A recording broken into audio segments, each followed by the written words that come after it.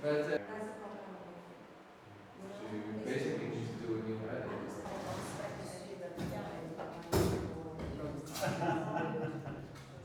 used to sleep upstairs,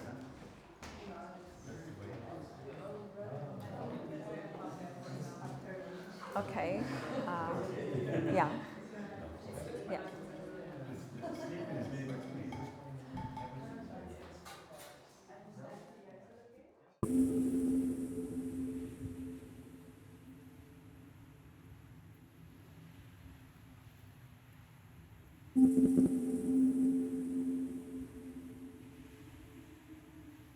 When the river flowed, its bed received many talismans and amulets.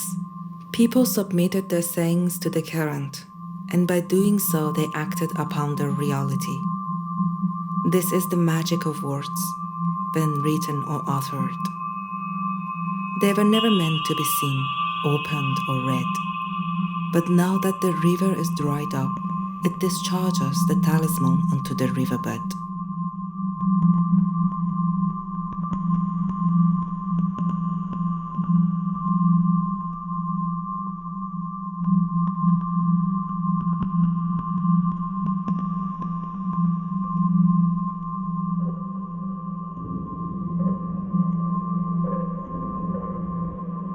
Magic is another whole current of life and economy underneath the city, secretly connecting many places and people together, often performed by women and other marginalized groups who face limited access to education, social roles, well-paid jobs, and control over their bodies and values. As a form of resistance, they resort to language and secret communication when other means of defense are taken away. Their position is precarious, having been reduced to biological entities. Women as nature. There is no smarter resistance than daring the traffic of signs that grow into things with real effects. This does not seem any different from what a political announcement does.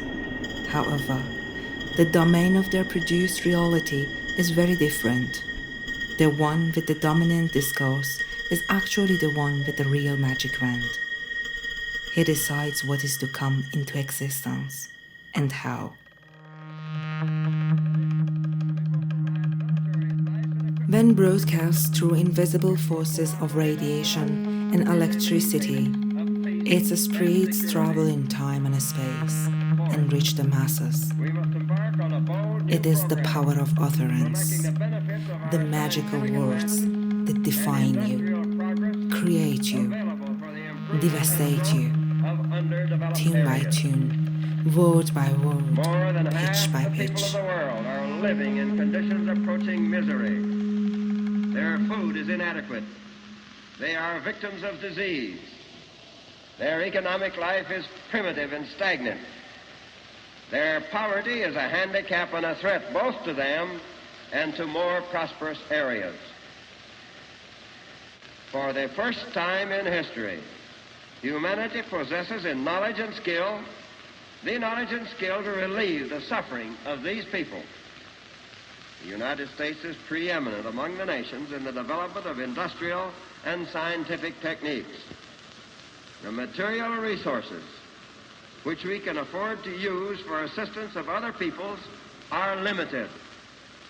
But our imponderable The political resources in implementation technical of knowledge development are thinking constantly growing started with and President are Truman's Point 4 inexhaustible. program in January 1949. Its aim at the sweep. Hi everyone and welcome to my studio. And this is like part of a longer film about the dried river of my hometown in Esfahan, which called Zayanderud, and Zayanderud means like a river that gives birth to itself. So it's like a life entity somehow. So this river actually is somehow experiencing a crisis like over the last 2 decades, even more a bit. And it's all the time like between the situation of on and off. It's like that, you know, like the dams and the diversion of the water and everything is just putting the river in the situation as if like someone is opening a tap, you know, and closing, and like, you know, it's on and off. So, you know, like I use the river as a site because, you know, like this is like so many different things that come up with the idea of a river that is passing through the city. So I was just using this river as a site that how you can bring different elements that are invisible and we cannot like easily see it.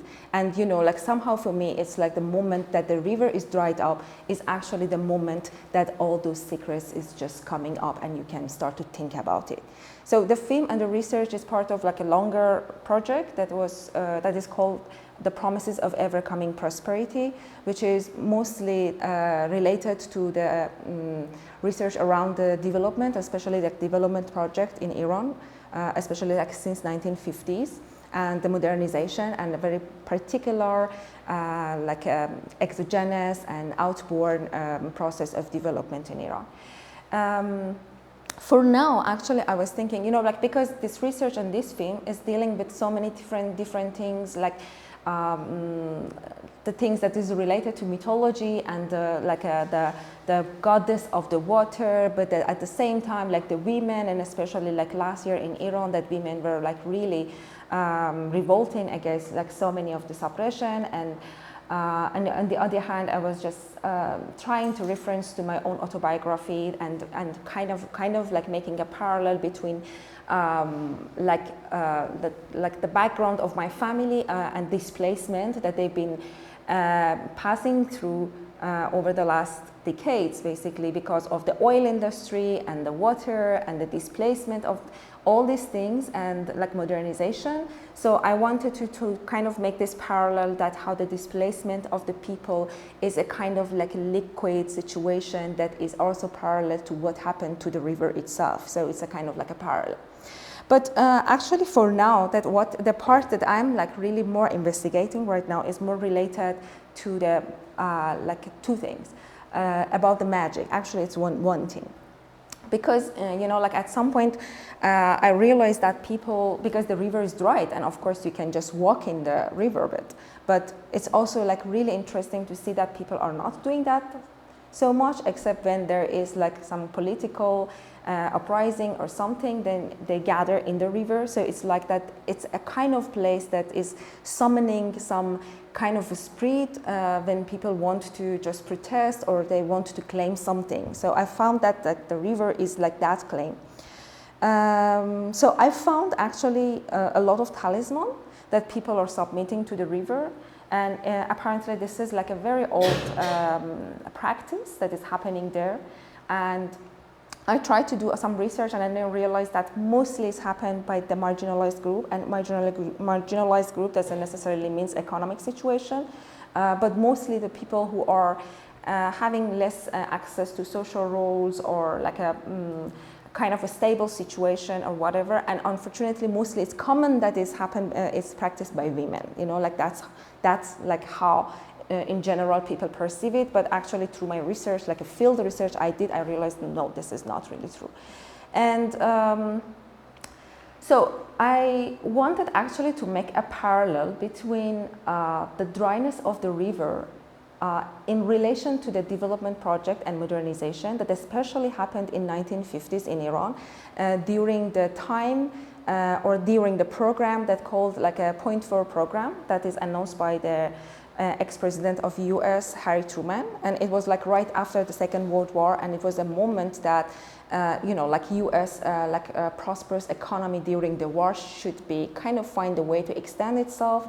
And, you know, like in Europe, they come up with the idea of the Marshall Plan. And then in the countries that they are calling them like developed countries, underdeveloped countries or developing countries or third world countries, they come up with the idea of like a technological and scientific assistance. And it means like literally that, you know, like I don't know if you like paying attention to like his speech, because the part that we were listening to, it was Harry Truman's political announcement during his inaugural president address.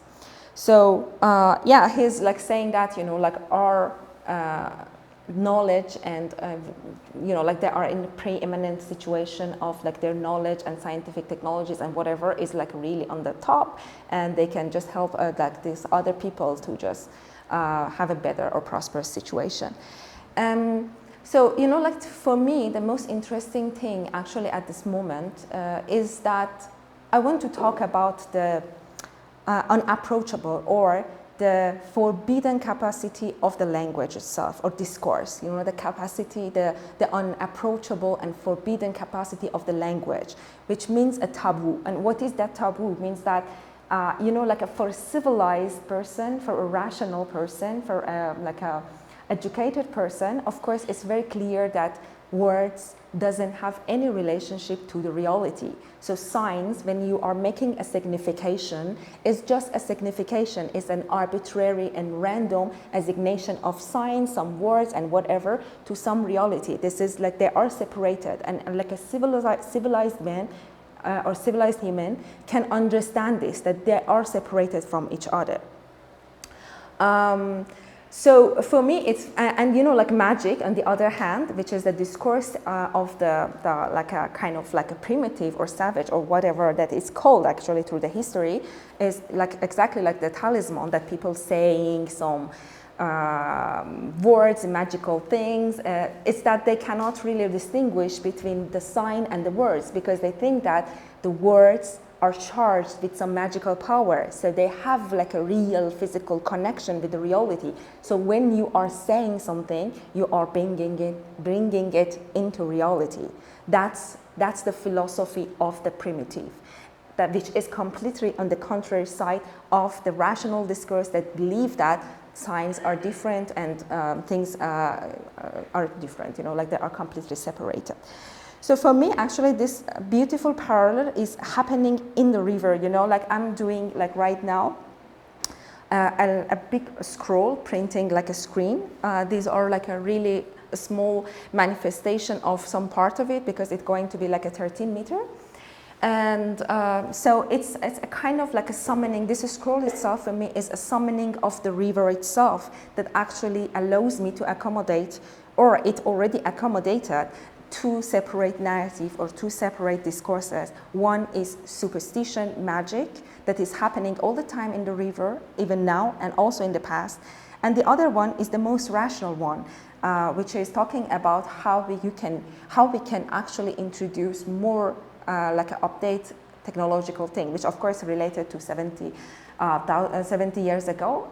These are like super anachronistic, super irrelevant to each other, but at the same time, they are, and also super like on the opposite side of each other, but at the same time, when you put them next to each other, then you will see that they are sharing some secret relation. They are doing same thing because, like both of them are dealing with doing by saying, because actually what the president Truman is doing actually by naming and by calling some people or some group of people as their way of like primitive, and we are in this position, you are in that position, we can do that, you are actually doing magic, you are bringing some reality into being by the power of the utterance and by the power of the discourse.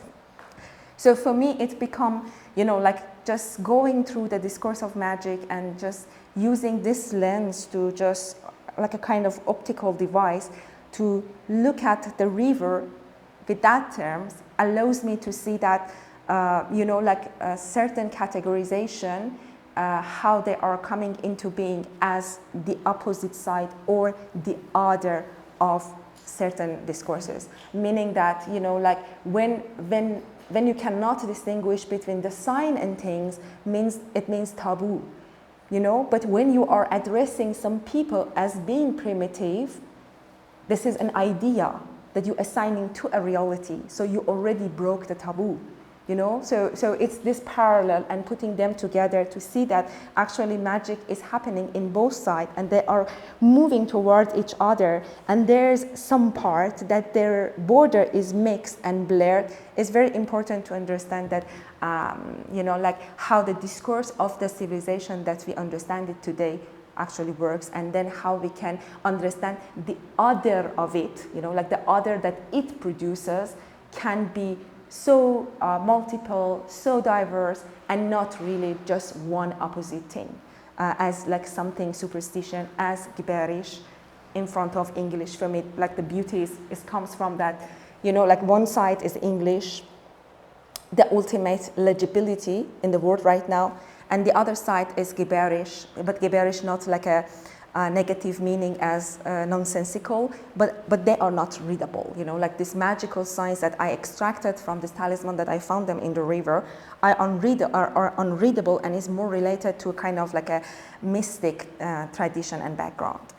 And yeah, and meanwhile I was also just getting get more interested in realizing that it's not only about the discourse in terms of the language itself, but also about the images, because you know, like if you just walk around and see the small images that I just put here and there, you will see that among the talismans there are so many of the talismans actually that are coming in the shape of the animals, or the combination of human and animals, or combination of several animals, and they're supposed to in kind of like a transmitting certain power because they are charged with power. But at the same time, when you're looking, because I was just looking into the documents of the official documents of this Truman Point 4 program, then I saw this logo of eagle for the imperial power of the United States, for instance. Then I saw this eagle, and then I would like to just making this parallel that it's so interesting that, you know, they are both like this similarity, they are both using this power of this animal and it's charged with power, but one is kind of rejecting this affiliation and accusing the other as superstition. And then also I found like the grid as well, because, you know, like I put two grids here, that this is something that I'm thinking about for my studio during the open studio as well, is that, you know, like one is super precise grid that we can understand it as like a Cartesian grid that is just like a geometrical analytical geometry, sorry. It's like the basis of any measurement and understanding and logic and rationality. This is the ultimate of rationality and measurability, you know.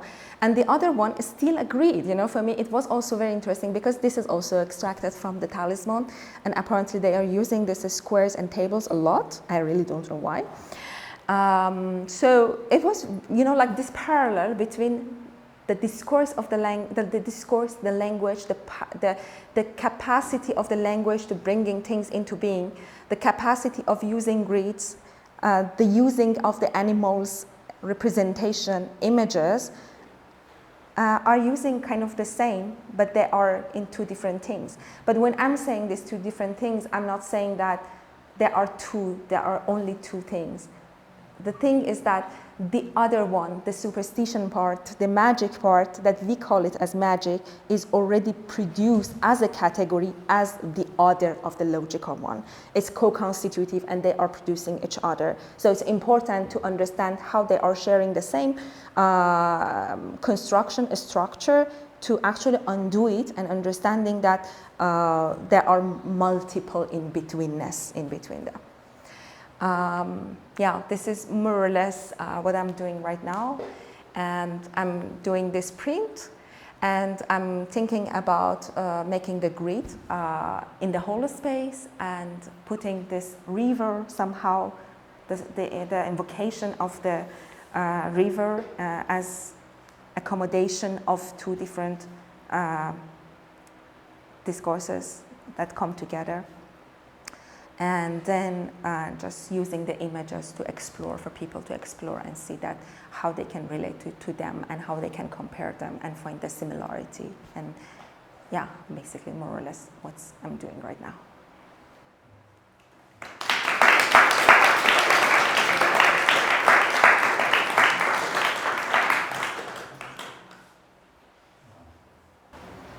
No mic, sir?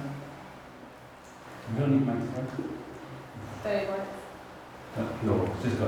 Thank you. Okay. I was curious, what are your references with regards to the work with language and sign making? Like, are you looking more at poetry? Are you looking, just because it reminded me a lot of like poetry from poetic kind of research that was coming out of mid-century. I mean, I'm thinking from a Western perspective, of course, because that's just where my brain has been educated, I guess. Like the lettrist movement in New York and Situationists, and this really reminded me of like something like they were doing. Yeah. And I was wondering, what are your reference points for the Yeah, actually, you're completely right about this sort of like a textual materialism, let's say. It's like that, just especially like with the letterism, and because, like if you just trace it back, you can find a lot of things in the Middle Age in like so many regions. Like basically, if you really look back to the history, you will see that poetry itself is a kind of mechanism that's summoning the other abilities of the language itself. And poetry is of course like one of the main things. And then you will have like a different things, for instance, the one that I'm referring right now is coming from like a more tradition of the alchemy. It's like another branch of alchemy which called simia. Simia is like a magic that is more related to the sign. And alchemy is another branch of magic. It's more related to like a chemistry and like a material, and different kind of like different separation between what materials you are actually working with. So there is like a kind of like a big tradition of this mystic alchemist or simia tradition, especially you can find in the Mediterranean, Islamicate, and like a really bigger region. I really don't like to name it like that because like these names are coming from like a very particular ideological way. But like for me, like because these languages are super unapproachable, I just find the similarity that is coming from, for instance, like some texts from Ikhwanul Safa, which was like a mystic group from the 10th century. And then you will see it, for instance, in Jabir ibn Hayyan, another like a Islamic kind of scholar, of course, like he's like a really an anthropologist, let's say, but at the same time completely dedicated to the practice, and there were no like distinction between the kind of like a scholarly and magically discourses. This is about the language, but also about the images, because some of the images that I'm using right now in the wall is coming from some books, like proper books of the, for instance, like 10, 11, 12th centuries that were like a kind of like a mythical story narrative books. Like for instance, oh my God, I really cannot translate that. Ajaibul makhluqat and like blah, blah, blah, blah, like these are, I really cannot translate it.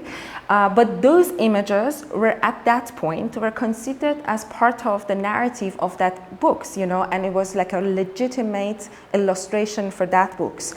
And then little by little, especially through the process of, I don't know how to call it, but it's like the process of modernity, let's say. This sort of way of representation is abundant, and instead certain other ways of representation is taking place.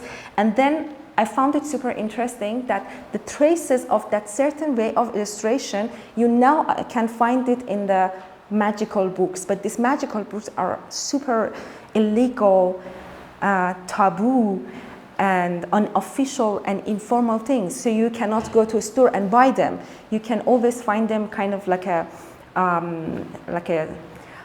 zine or a handbook or something, and you can download it illegally somewhere. So they are not like a legible or legitimate, let's say, legitimate books.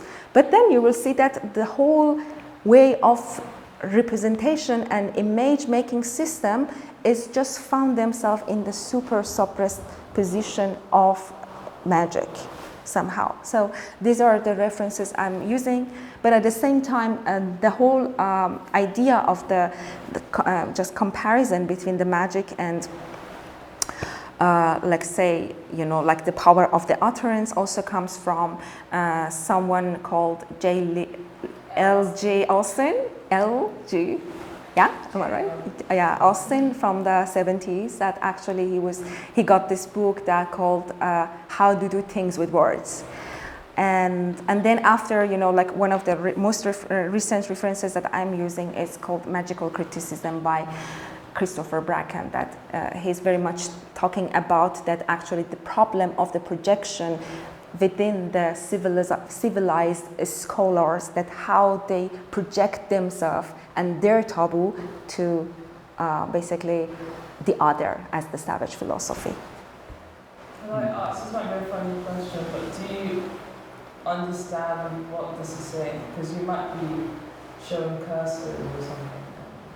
Yeah, this is actually, true. Like this is the thing. I thought that, like as someone that trying to make an argument of the effectability of both discourses in the river, because one is actually very defectible and right, like because the Truman's program actually was very much responsible of drilling thousands of deep wells and pump electricity and just extraction and consumption and completely a new management and institutions and towards the hydrological management. So it was completely effective, like a miracle magically. And so I cannot, I'm arguing that they are both effective. So maybe, I don't know. But the only thing that I know about the, like through my research, I realized about the particularity of the cosmology of magic is that it's always like a whole, So when it comes all elements together, it's supposed to be effective, meaning that the time and the space and the way that you write it, the whole constellations should be like really all kind of together that it works. So I separated already the things and recombine it together. And so, like I kind of like disturbed the possibility of what they can do, but I believe that I'm just bringing a new effect to it. And that's the invocation of the river for me.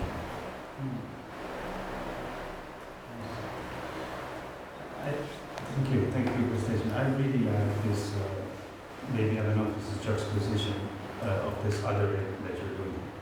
I really think it's very valuable to see, let's say, what the US or Truman is doing there, but that's magic.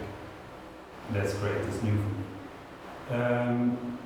Would you say that Truman then spelled the death of the river in a sense? Because that's what happened, right? Yeah, exactly. Okay.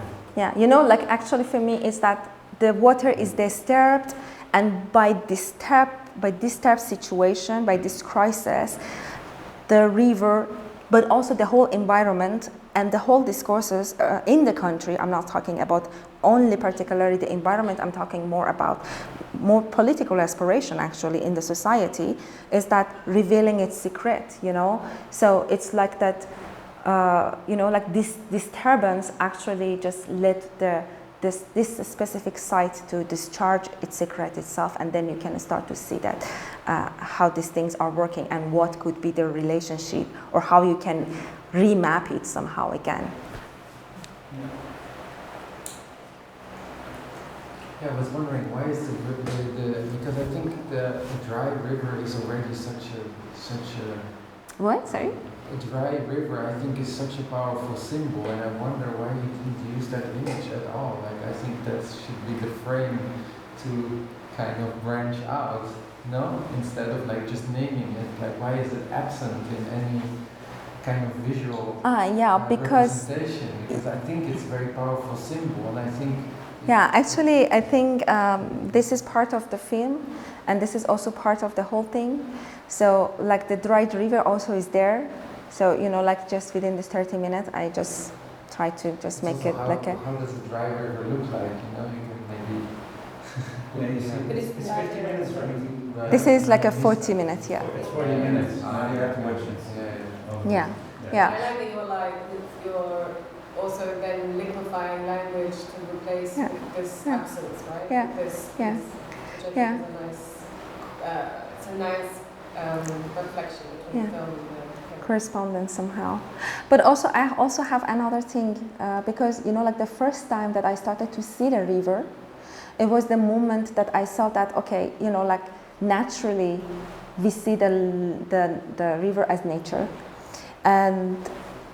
But then when you see a river that is on and off, It's quite strange. And then you will see that, okay, there are moments, for instance, like in the anniversary of the revolution, they usually open the river. So the river is flowing during the revolution anniversary. And then exactly the moment that the farmer needs the water, they just turn it off. So for me, that river is not nature anymore, and that water is natural anyway, in any way, you know. So basically, like culture and nature. It's not a question of nature. I would say that's a completely different story. I think it's the symbol of the dry river, right? Whether it's nature or not, that's debatable. Like in the Netherlands, there's no river that you maybe call nature. Yeah. It's all like man-made. Yeah. Yeah. But I would say that even you telling me this thing is very powerful, that they opened the river. For me, that's already an artwork, and I just wonder why you branch so far out from that very powerful symbol already that contains so much like layers. So why does it need to be surrounded with this heavy discourse? I don't agree with that though, but anyways, you may answer for yourself. I'm willing to I completely understand you, but you know, no. I'm here actually to get feedback, and the reason that I'm putting it here in the studio is just to make it like really trying out, you know, and it's good to know it. So you know, like actually. I'm not going to talk about all these heavy discourses in the open studio in any way. It's just like I'm presenting and I'm talking with you and I'm sharing this, and it's not going to be there. So what I would love to do actually is just to a kind of like a magical invocation of the whole space. But you know, like at this point, the river itself and its dryness, it's not the focal point for me. The most important point for me right now is to just bringing into view that how two different discourses actually are the same, and that's comes from a very kind of political situation in Iran, because you know, like we are all the time just dealing with this 2 points, you know, it's either here and there, either is just exchanging their points, and you know, like I think it's a moment that we need to just start to deconstruct the relationship between these 2 points, how they are making co-constitutive and how they are making each other, informing each other, in order to be liberated towards something else that could come up, you know. So I agree with you, and you know, like if I really want only to talk about the river, there's already so many things there, and the moment, as you said, also the opening and closing the river is enough. But no, I didn't say that. It just sparks an imagination. When you go into a kind of a discursive discussion about meaning making, it's another part of the brain that's being used somehow. And I just wonder how. Yeah, but you know, like I will keep this in mind, and I think that I'm not going to put all these discourses for the open studio in any way. You find it dense? No. Do you write? Did you write? Because you imagine you wrote the text. Yeah, because I imagine you could write a pretty heavy sort of academic essay on this as well. And really. It's like how you. We talked a lot about this, like, you know, bridging of your artistic brain, your academic brain, your design brain, all of these modalities of the way you create, which maybe is what you're speaking to a bit. But I think you've done it really beautifully in the film, so. Thank you. Yeah, I think that's also a form, or an actual performance that where you can weave it all together somehow. Actually, what? Can I add something to the conversation? Yeah. Because I mean, it's important to see the whole piece actually, and there is the second voice in the film that I don't know if it will make it to the final edit. Yeah. But there's the second. What I think is interesting in this conversation is because we're talking about performative utterance, and it's the type of utterance. Performative utterance is this term that L.J. or J.L. Austin coined, which is the types of acts of speech that have a tangible, legal, binding effect in life. Like, I declare you husband and wife. That's a performative utterance. And it also goes for legislation, for decrees, for political speeches, I guess. And Sepideh is making this parallel with magical, ritual speech.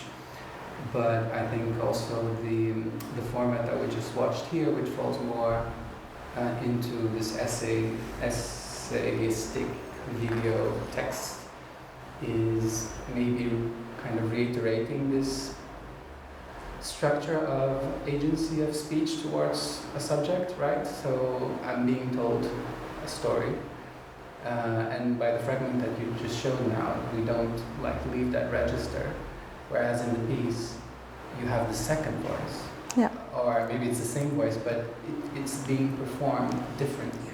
Yeah. So I was also wondering, because I think this is important, because if the work sticks to the logic that is trying to disrupt as a format, now if you stick to purely to the essayistic, and we had this conversation before, the video essay, and somehow takes it acritically, which you don't.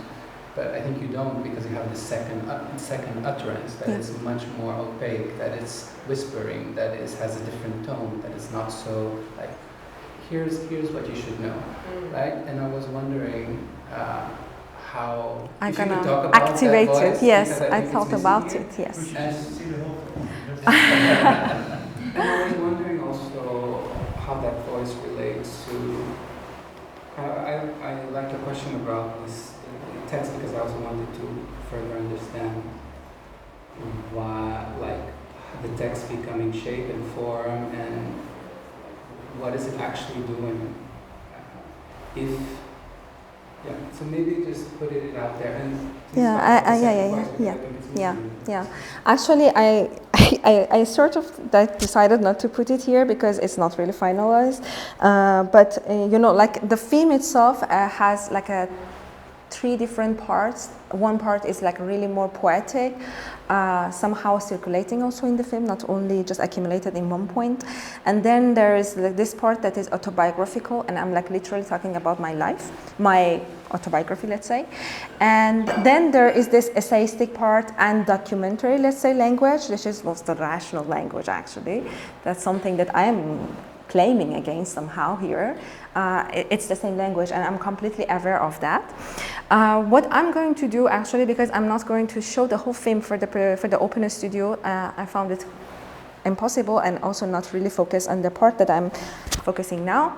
I'm going to record another sound with someone else, another text that is something between poetry and autobiography, but not in a way that I put it before.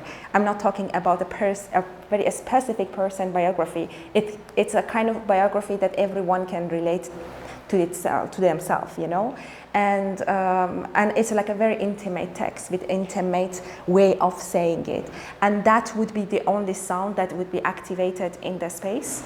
Then the theme that, of course, I really need to just make some edits to, because I cannot play some movie in between and then cut it in between and expect people to understand it.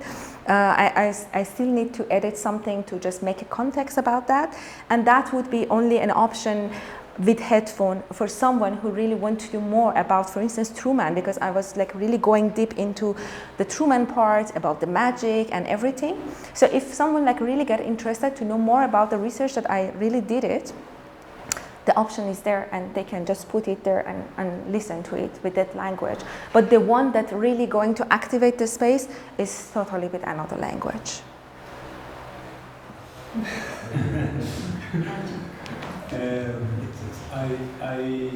I was trying to understand your speech in relation with the opinions of the people and things, and I would say that it's a river, maybe it's the beginning, symbolizes the beginning of a society, civilization.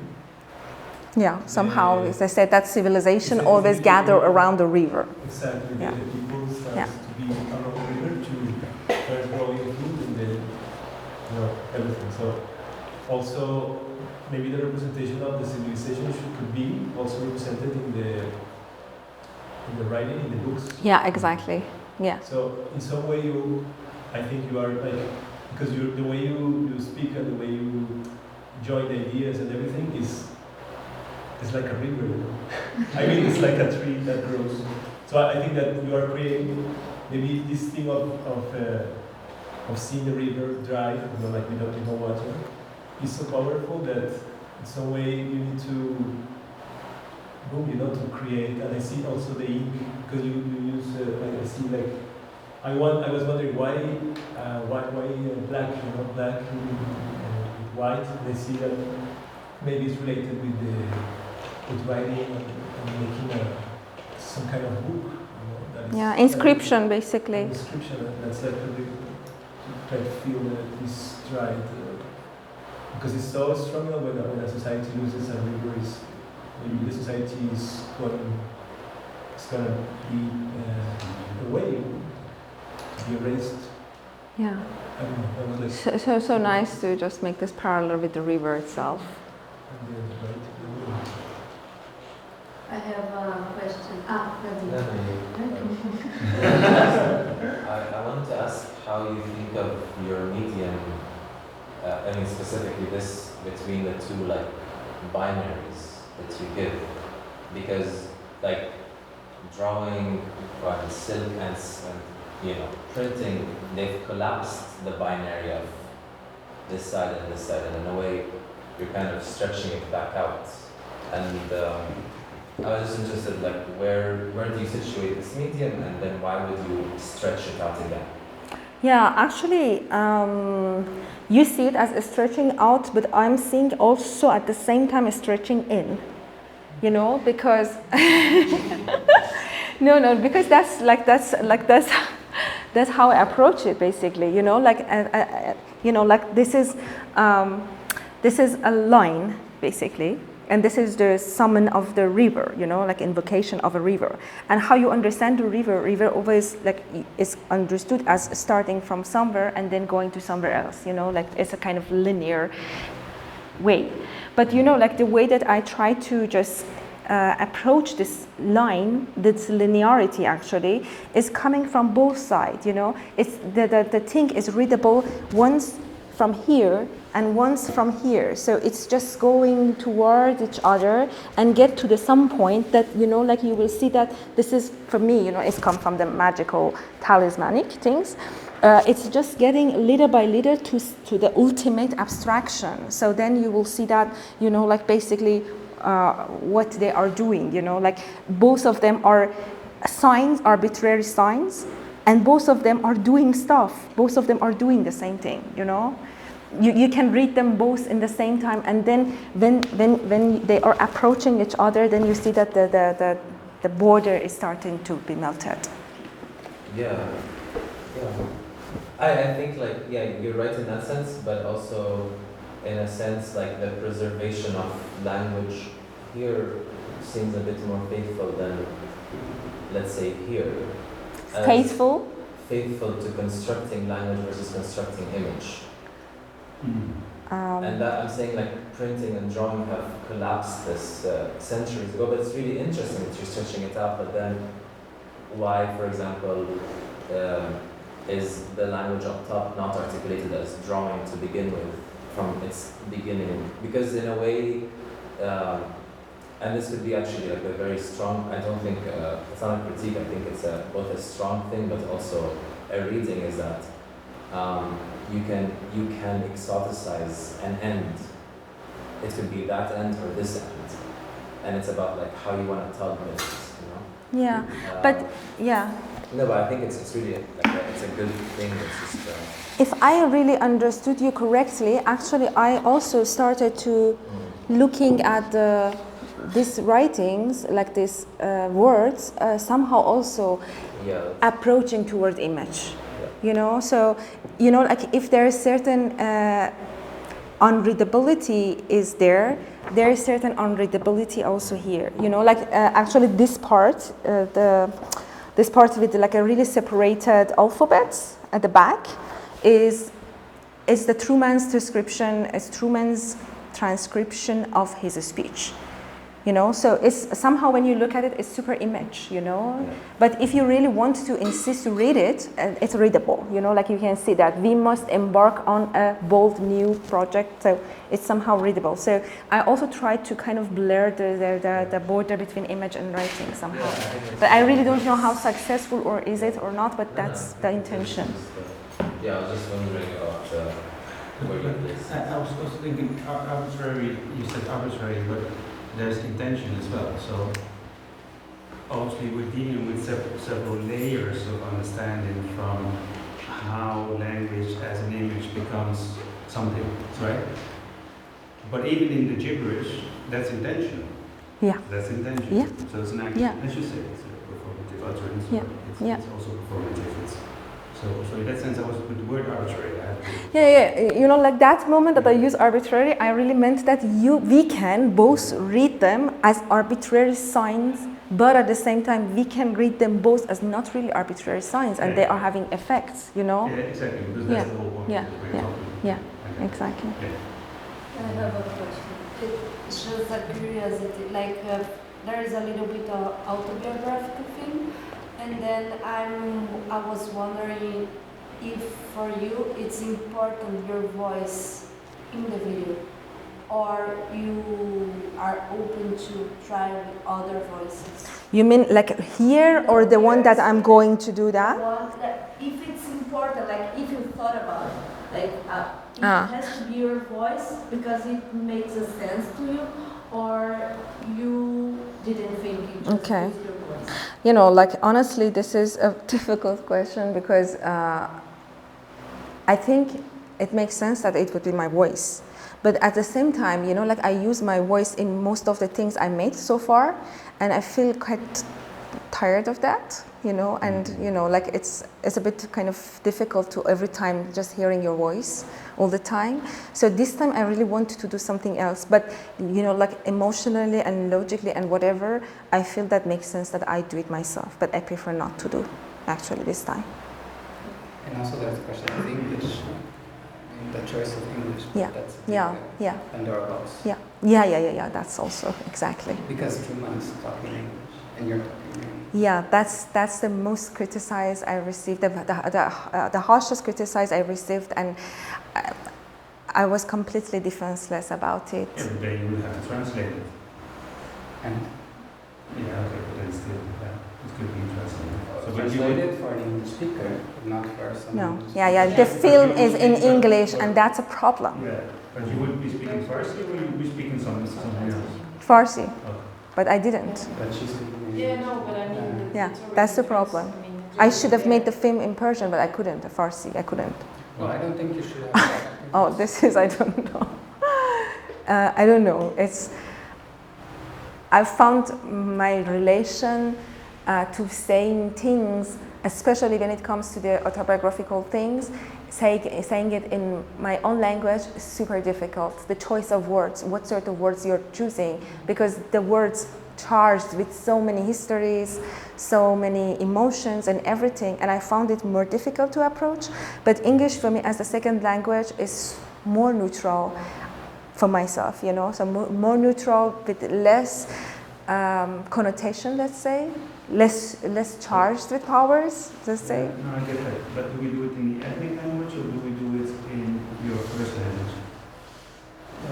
That's a question for myself. If I would do that, do I do it in my ethnic language? I'm a Moroccan, so I do it in Darija, or do I do it in Dutch because that's my first language?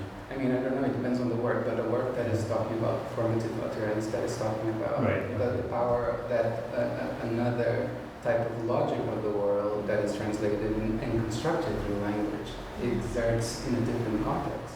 Cannot be critical of the use of English in the world. Yeah. About you and your work, it depends on the word.